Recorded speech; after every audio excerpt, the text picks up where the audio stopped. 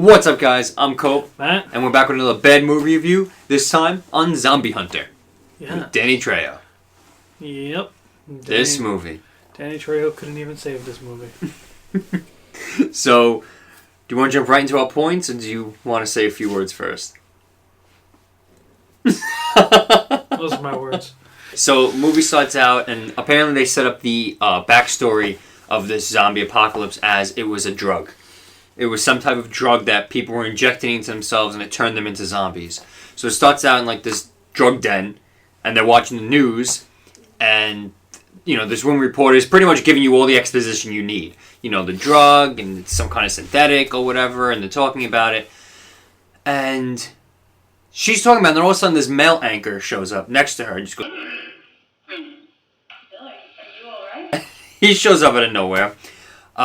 And then again, as she's talking, he just lets loose.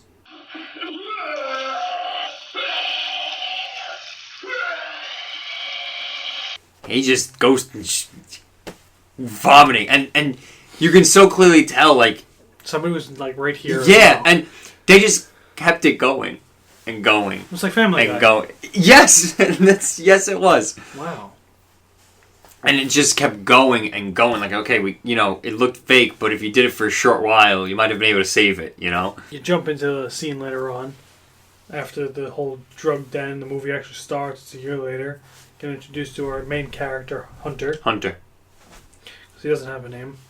So, you get introduced to your first zombie, and this guy turns around, and you can just clearly see that, like, makeup outline mask. Forget the makeup outline. You can clearly see... the mask. Yeah, like the rubber mask. Was like, yeah! Oh my god. The rubber mask was so bad. No, that wasn't even bad. You know what else was bad? Just the Max Payne type narration where he was talking. The narration was... Why I say time? The narration time. I meant to say the narration was going on the whole time. It was the whole movie. It was the whole movie. The whole movie, it cut into him narrating what was going on. And he did have a very Max Payne-ish kind of... Not so much the movie with Mark Wahlberg, that sucked. It was more towards, if any of you have played the original Max Payne game, he was very metaphorical. Oh, we could like take this to a whole other narration too, like Sin City. Was Sin City that crazy with narration too? I mean, I know they had narration, but I didn't know it was to that extent. That's like with Max Payne. I see where you're coming from, but I was also thinking of Sin City. I couldn't help it. I couldn't help but notice that the main character had this very raspy voice going on, and it wasn't his real voice. You just tell it wasn't. You know what I mean? It's like he was like forcing it from like. Yeah, so it kind of sounded like this the whole time. It wasn't so much on the level of like Batman, but it was like he was trying to be Clint Eastwood. He sounded like he smoked like 3 packs a day, and this is just how he sounded, no matter what he was saying. Tomorrow, early, you're taking me to my car. And I just couldn't help but notice, like, god damn. There's a girl, Allison, and she has a younger brother. Ricky is his name, right? That was his name? Yeah. So... Ricky or Nicky? I think it was Ricky. So her younger brother, Ricky, he's supposed to be like a kid. And one guy comments that he's 12, and then we were like, whoa, he does not look 12. Oh, yeah, the Wreck-It Ralph looking guy. So he corrects him. He's like, no, I'm 15. And we're like, well, that's a little better. But this guy looked like he had to have been like 25. But not even the young-looking 25 like you can get like a Zac Efron or Vanessa Hudgens like when they were in High School Musical. Like this kid could not, no matter how old he actually is in real life, he could not pass for a 15-year-old. It just could not happen at all. And his acting. You were saying something about the guy? Oh, Wreck-It Ralph. What was his real name? Oh, Lyle. Lyle. Yeah, just this big, fat guy, but, like, it's not that he's fat. That wasn't even the point. His face... He did looked like Wreck-It Ralph. The shirt that he had on was the button-down flannel. Yeah. The sleeves were ripped. And the first thing I thought of was, I'm gonna wreck it. Here. A side-by-side comparison. So one thing that confused me, they're all sitting down to like dinner, and Danny Trejo's there in his priest outfit, and they're discussing the zombies, and they don't call them zombies. I guess the politically correct term that the world used was flesh eaters. So they all knew them as flesh eaters, but this guy, Hunter, goes, "I've been killing eaters." So then Danny Trejo comes out and he's just like, Eaters? Is that what they're calling them these days?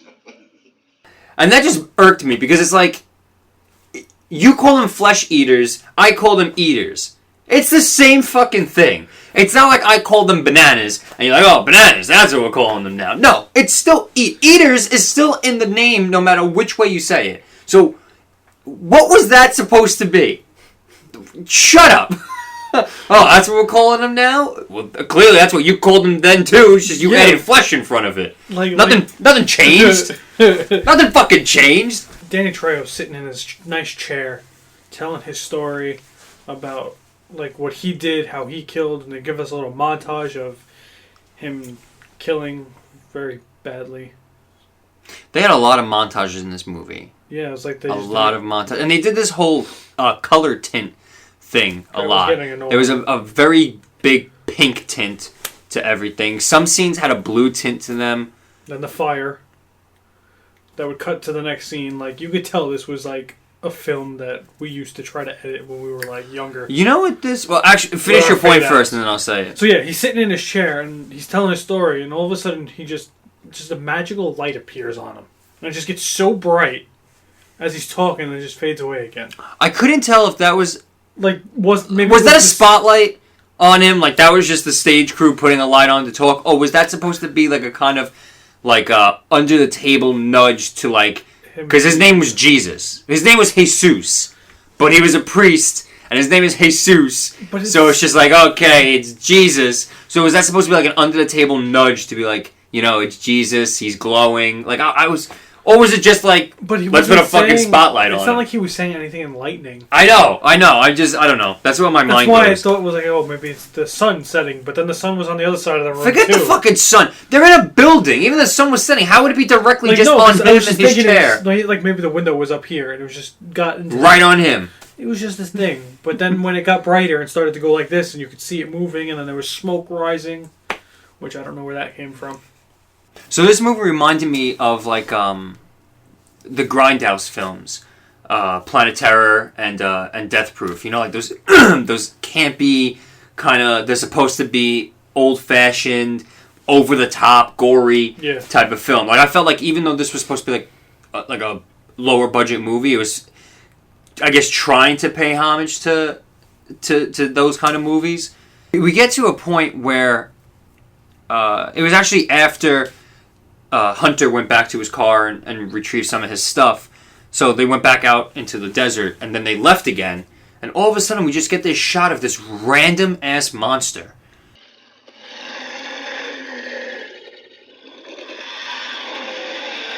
Like, it was just...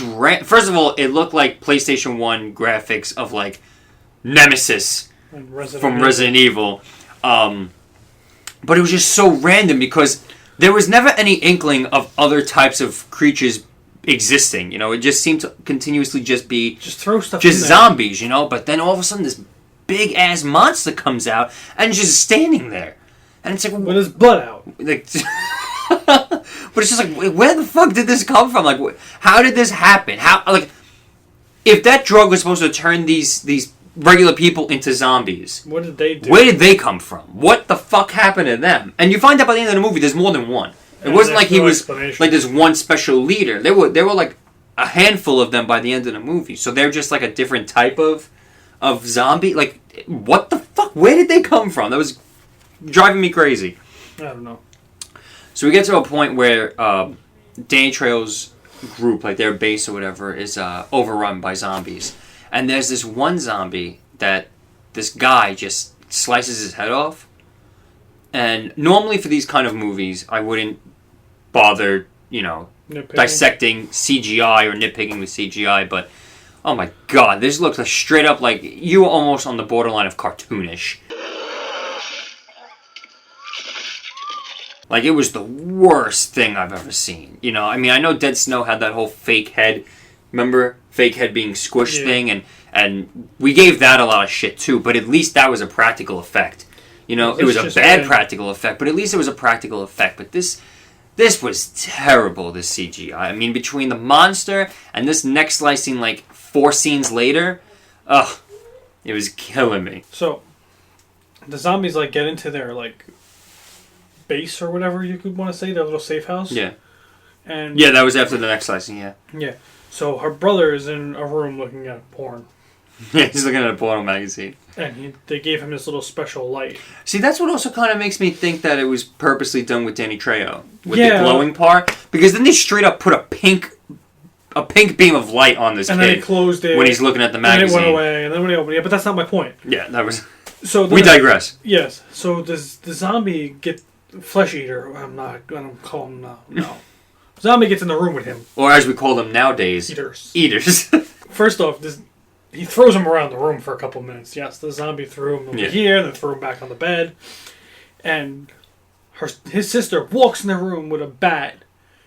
And the eater looks up and laughs. It just starts laughing at her. And then she goes, "Don't laugh at me." So wait, you're admitting that it laughed. But this whole movie, they're saying they're not intelligent. Right. They're laughing, they're opening doors and holding pictures. I'm a little confused. Okay, so they didn't call them zombies. They had their own name for them. They were flesh eaters. But the concept was zombie. But were they supposed to be zombies? Like, were they dead? Were they undead zombies? No. Or were they to the point where they were still human? They just were like extreme cannibals? I don't know. Like, I'm a little confused. Because obviously they all had, like, wounds on them and stuff. So Which makes it seem like they were dead. Right. I mean, But it was a drug. They can't even get their own concepts of zombies right. Yeah, in this I don't movie. even know. I mean, they're all over the place. There was no story. So then, now we're in the truck. Well, first there's the little town they went to, and Dahmer, the town of Dahmer, and one of the people die. Actually, 2 people died before that. There was a crazy guy who lived in this town. And, at first when they explained this town... I thought it was more than... Right, exactly. So what happened was their whole plan of action was to get to this airfield, to take a plane to Hawaii, and then just, like, live their days out on, like, a secluded island near Hawaii. But they said they couldn't get to the airfield because they had to drive through this town of Dahmer, and the last time they went in that town, they lost, like, half their group to the crazy people, to the, Zarnies? Like carnies. Like circus folk. Yep. They're zombie carny people. So, but they're not zombies. I think... He said that they ate zombies. Were cannibals. Whatever, and who cares? The tainted flesh or whatever drove them crazy. So the way they made it sound, it was like a whole group of cannibals would have lived in this town, and when they actually get to the town and run into them, it's one guy. Yeah. It's one crazy guy with a chainsaw. So, you really couldn't get past this one fucking guy? You shouldn't even just stop. You should just keep going. Forget now that they're there now, but when you first got there and your group was a lot larger. What did I miss? What did I fucking miss? So now there's the 4 of them. It's the brother, the sister, Hunter and the old man. And they're all in the truck and they're driving away. Hunter and the girl are in the front seat and the old man and the brother are in the back in the trunk. This whole car ride of them talking, there's nobody in the back. There's not, like, even if you went to a different camera angle, no, there's nobody back there. Yeah. Just a big, empty, open truck bed. Then they get to where they're going, they stop, and there's the 2 of them sitting in the back. Yeah. And I even said it. I go, this scene's going to end, and they're going to be in the back of the ship. Yeah, I mean, he was very good. He gave the movie the benefit of the doubt, and he said, I'm not going to write the point down until after this scene is over. If they're back in the truck when this scene is over, then I'll write it down. But, you know what they did? It was a very emotional, like, scene for the main character. He was telling his story about his wife and daughter that were killed, and it was supposed to be a very sad and personal moment.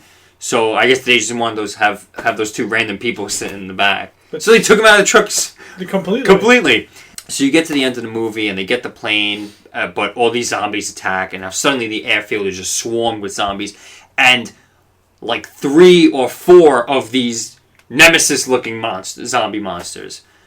And of course, these people... Oh, the old guy gets killed. So now it's just Hunter, Allison, and Ricky. And of course, for some reason, in this hangar was... An army, like... a whole weapons rack with assault rifles, and there's grenades there. So they start fighting their way back out, and one of the giant creatures stabs Hunter to the point where, he's not going to live. So he takes out a grenade, and he drops it, and blows himself up. And he takes everyone with him, except for Allison and Ricky, who drive to safety. So the airfield plan was a disaster. It failed, and he took out the whole airfield, killed all the zombies, but he blew himself up. The grenade dropped right at his feet. Then it cuts back to Allison and Ricky, and they have their final moment of the movie where she's like, we're going to make it. We're going to survive. And then it cuts back to the airfield, and the camera pans, and there's all rubble and debris from the explosion. And there's Hunter just sitting there. I was in bad shape. The kind of bad shape you don't recover from. Just sitting there. And it's like, it should have killed And me. he's like, it should have killed me, but it didn't. And I'm just like, that's bullshit. Because even if you want to say something like, he can't die easily, I guess. Because was that what the sentimental moment in the truck was supposed to be? That he shot up but didn't turn? It kind of just gave him a little bit of, like, immortality, I guess. I'm not too sure what they were going for. I don't know. But even if that was the case, the grenade dropped right at your feet. If it blew up the fully mutated creatures, how did your body stay completely intact? You should have been blown to fucking bits. Immortal or not, But he was completely fine. Just sitting there. He had scrapes and shit, but he still had both arms and legs. So that's a win in my book. But then he goes, no one can take me out, but I know someone who can. If you want something done, do it yourself. And basically, And I guess he just slits his own throat, and the movie ends. And then one other thing that did bother me a lot was every time something died or got killed, there had to be a blood splatter on the camera. Yeah. It was a lot. It wasn't... Like I said, it was very and gory. And the blood was never red. It was like weird. a purple, Sometimes it was ooze. red. The one thing he killed, he had black ink on his face. Yeah. Some of that blood was red. The Zarni's blood was black. A lot of the zombies that they killed, their blood was pink, which was the same color as the drug that you in the beginning of the movie. And then some of them was purple. So it was just very strange. I'm not even sure what happened. So yeah. So you ready to give our final grade? Yeah, give it a D. D. Yeah. Yeah. So I'm gonna give it a C minus. Seems like an understandable grade for this movie. So that's our bad movie review on Zombie Hunter with our boy Danny Trejo. Tune in next week when we tackle Avengers Grimm. Yeah. Avengers Grimm. This seems like a very strange movie. Like, we're gonna sit there and just be confused, astounded for it. So, as always, guys, like, comment, subscribe. Let us know what movies you want us to watch or what you think we can do better.